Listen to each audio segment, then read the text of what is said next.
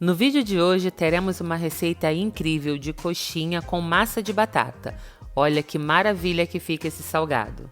Isso irá animar e muito o seu final de semana. Anote agora a lista de ingredientes que vamos precisar e bora lá. O meu nome é Belly e esse é o canal Receitas da Belly. Sejam muito bem-vindos!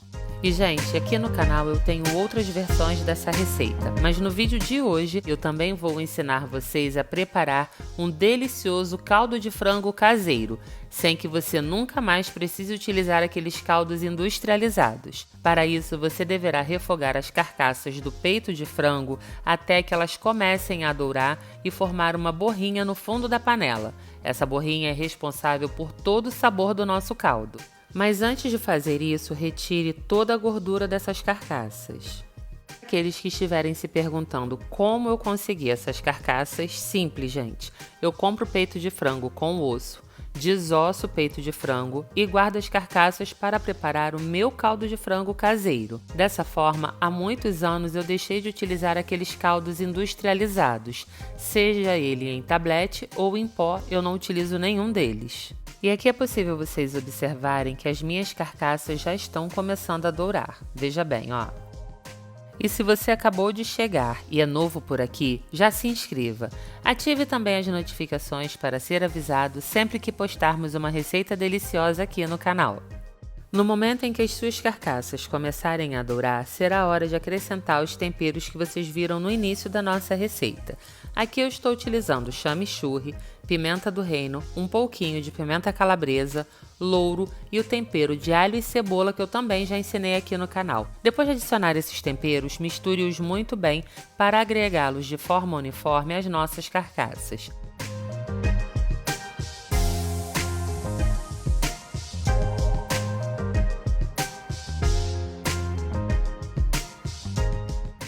Em seguida, adicione a salsa e volte a mexer para distribuí-la também de forma uniforme pelas carcaças.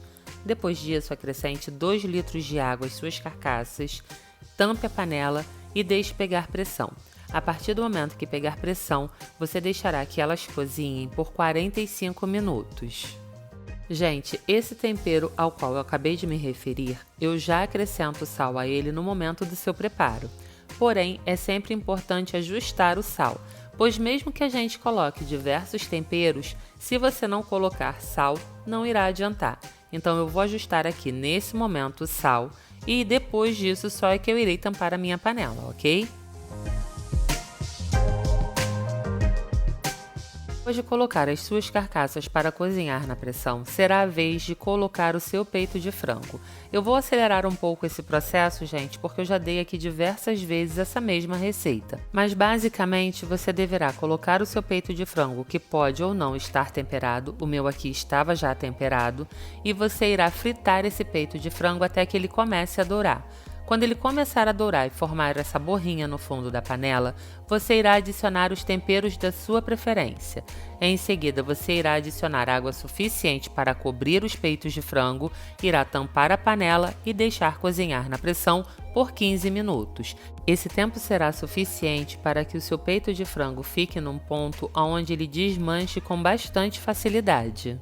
Após cozinhar na pressão por 45 minutos, é assim que a sua carcaça ficará.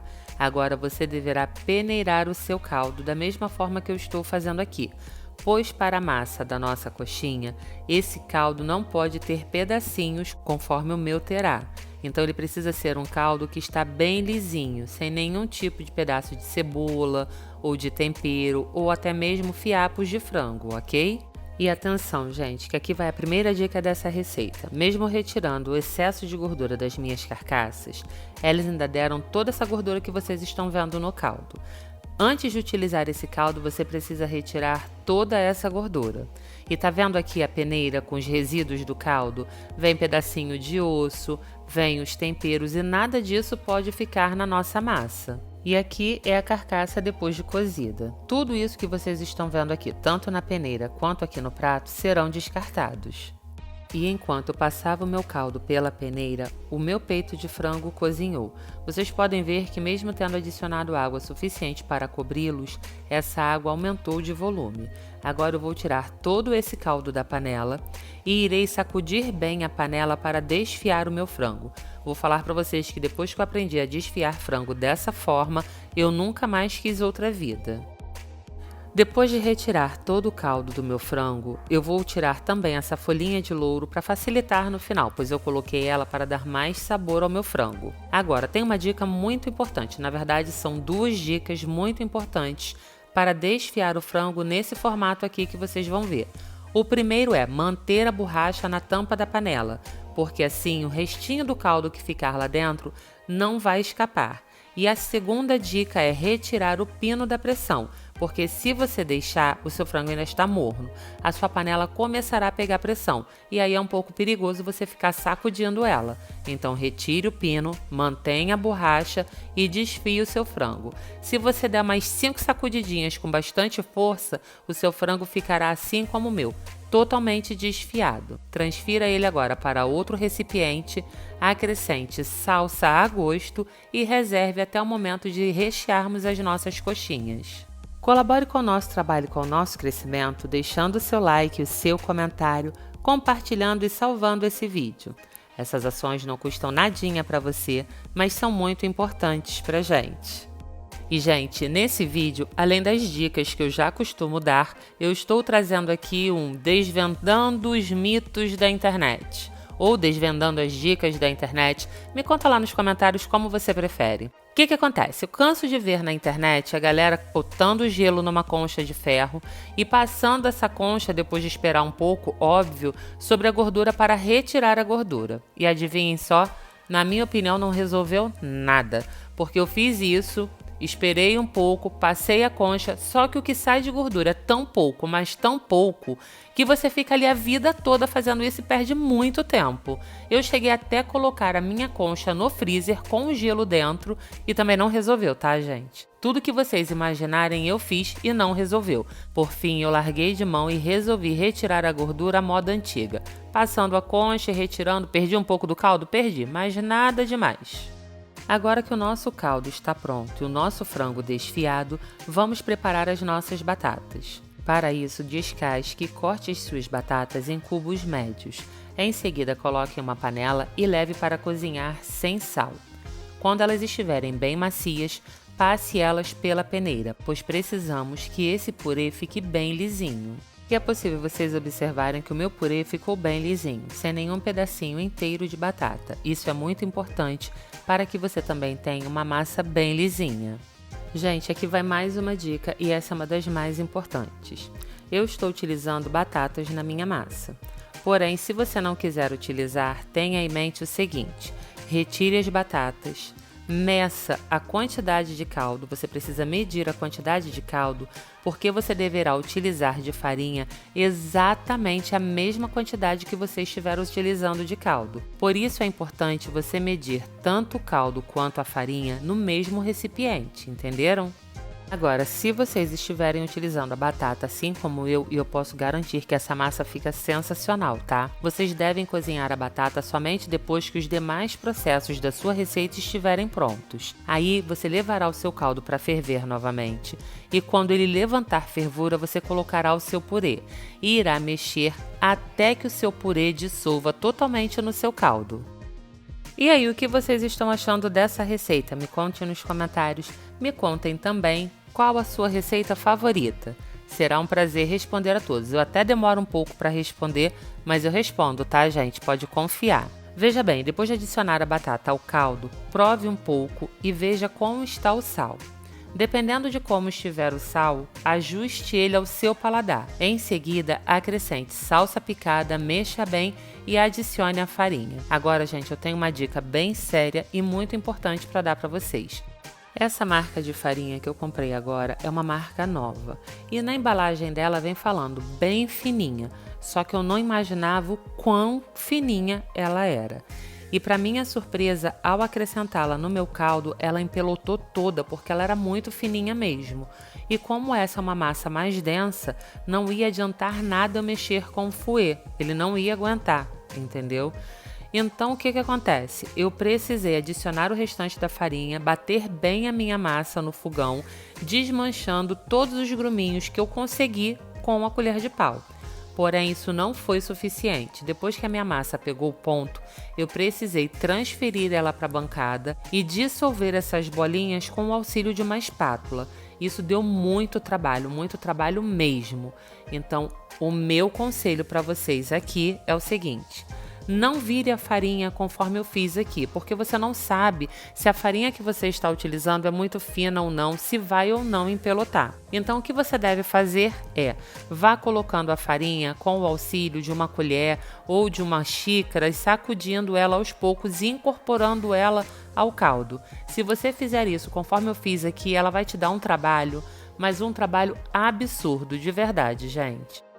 Bom, depois de dissolver o máximo de gruminhos que eu consegui, eu continuei adicionando farinha à minha massa até que desse o ponto. Porém, dessa vez eu fui acrescentando a farinha aos poucos e fui pulverizando ela sobre a minha massa. Dessa forma ela não empelotou ainda mais, mas tive que ir fazendo isso aos poucos. O segredo é, vá fazendo isso e vá mexendo a sua massa até que ela dê ponto. O ponto inicial é, ela irá engrossar. O ponto final é quando ela desgrudar totalmente da panela. E isso leva um tempinho, tá? E, gente, não esqueça de colaborar com o nosso trabalho deixando o seu like. Ao fazer isso, hype também os nossos vídeos e dessa forma colabore para que a gente participe do ranking dos 100 vídeos mais hypados do YouTube. Isso ajuda muito o nosso crescimento e eu estou contando com a sua ajuda, hein? Quando a sua massa estiver no ponto, transfira ela para cima de uma superfície lisa e limpa. Acrescente a ela uma colher de sopa de manteiga e incorpore essa manteiga à sua massa. Lembrando que a minha massa continua empelotada, então eu precisarei desmanchar essas bolinhas de farinha antes de seguir com a minha receita. Só que eu precisarei fazer isso com uma espátula, pois a massa está muito quente e se eu manusear ela com as minhas mãos eu irei me queimar. Eu comecei inicialmente com aquela espátula que vocês viram, mas comecei a queimar as minhas mãos. Então eu desisti dela e estou utilizando essa agora aqui no vídeo. Algumas bolinhas acabam se tornando impossíveis de serem desmanchadas. Então essas eu retirei e descartei. Foi aqui que eu falei, gente, que deu um trabalho absurdo. Agora, se a minha massa não tivesse empelotado, eu realizaria exatamente o mesmo processo. Quando ela estivesse pronta, eu iria transferir ela para uma superfície lisa e limpa e iria deixar ela amornar.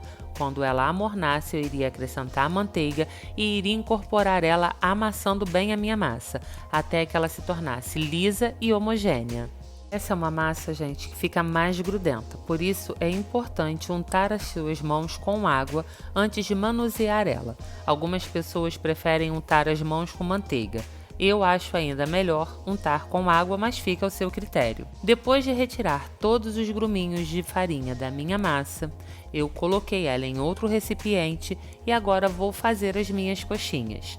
Eu vou untar as minhas mãos com água, conforme vocês viram aqui no vídeo, pegarei uma quantidade de massa, abrirei ela na palma da mão e irei rechear com o frango desfiado. Essa é uma receita bem simples, tá, gente? Não tem nada excepcional nessa receita. Por exemplo, esse recheio ele não tem catupiry, não tem requeijão. Então essa é uma receita bem fácil, prática e bem econômica de fazer.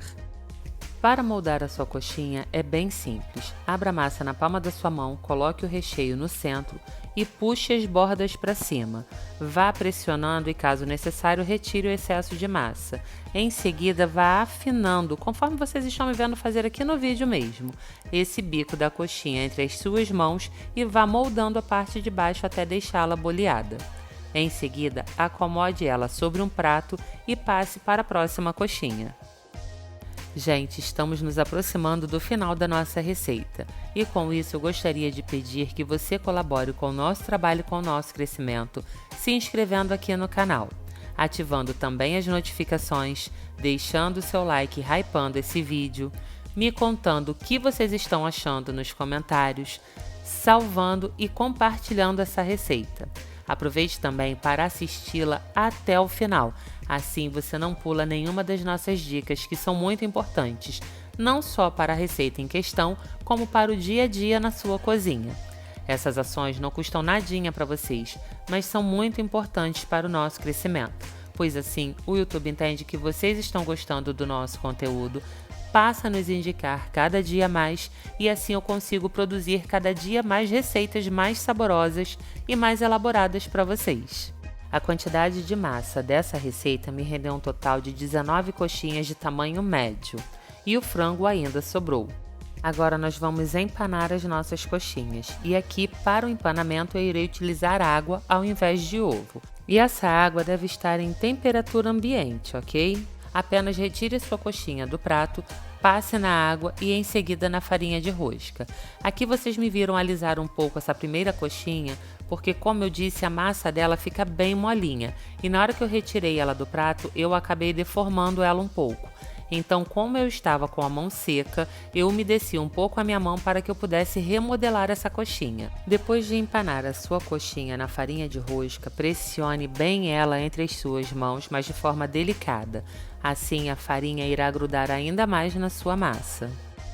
Termine de empanar as suas coxinhas e frite-as em óleo bem quente. Aqui vai uma dica muito importante. O seu óleo precisa estar bem quente para fritar as suas coxinhas e você precisa mexer as suas coxinhas constantemente. Assim, ela irá dourar por igual.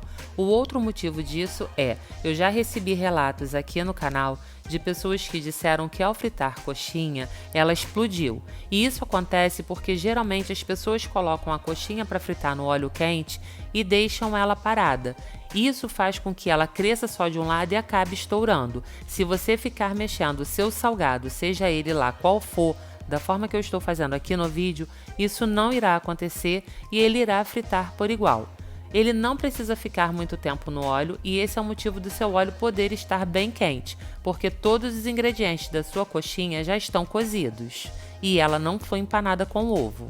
Agora eu vou fritar mais uma coxinha para que vocês possam ver como é o processo e em seguida irei abrir uma para vocês verem como ela fica por dentro. Bom, então é isso, gente. Espero que vocês tenham gostado e se vocês assistiram esse vídeo até aqui, muito obrigada. Um beijo, até a próxima e fiquem com Deus!